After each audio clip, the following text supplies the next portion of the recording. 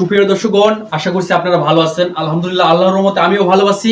তো আজকে আপনাদের সামনে যে বিষয়টি নিয়ে আসছি সেটি হচ্ছে একটি গরুর খামারের যে পরিচর্যা, মানে ছোট যে বাছুরগুলো আছে বা দেখা যাচ্ছে বড় যে গরুগুলো আছে, মানে টিকার যে বিষয়টা, ঠিক আছে।